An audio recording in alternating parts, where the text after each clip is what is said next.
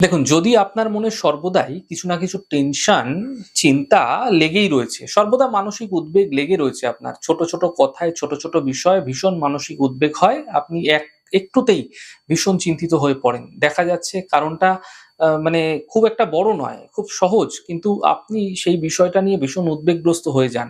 অথবা যারা সবসময় মনমরা হয়ে বসে থাকে, কোনো কাজ করতে ভালো লাগে না, মন সর্বদা খারাপ থাকে, এরকম ক্ষেত্রে ধানতেরাসের দিন সন্ধ্যাকালে ৫টা বেজে ৫২ মিনিট থেকে ৬টা বেজে ৪০ মিনিট এই ছোট্ট সময়কাল এর মধ্যে আপনার গৃহের নিকটবর্তী যেকোনো শিব মন্দিরে স্টিলের ঘন্টা দান করুন। স্টিলের ঘন্টা ছোট, ছোট হলেও হবে। ছোট, ছোট ৪টে ঘন্টাও দান করতে পারেন, অথবা একটু বড় সাইজের দেখে আপনারা একটা স্টিলের ঘন্টাও দান করতে পারেন।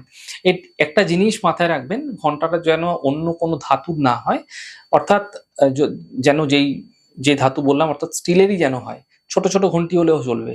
এবং যেই সময়কালে আমি এই দানটি বললাম, সময়কালে কিন্তু এই প্রক্রিয়াটি করুন এবং ভগবান শিবের দর্শন করবেন। শিবলিঙ্গের দর্শন করুন, ভগবান শিবের দর্শন করুন এবং সেখানে বসে একমালা অর্থাৎ ১০৮ বার নমঃ শিবায় মন্ত্রের জপ করুন। আপনি দেখবেন এরপর থেকেই আপনার মানসিক উদ্বেগ, মানসিক চঞ্চলতা ধীরে, ধীরে কম হতে শুরু হয়ে যাবে এবং সর্বদা যে মন খারাপ থাকতো সেটাও কিন্তু ধীরে, ধীরে কম হতে, ঠিক হতে দেখতে পাবেন।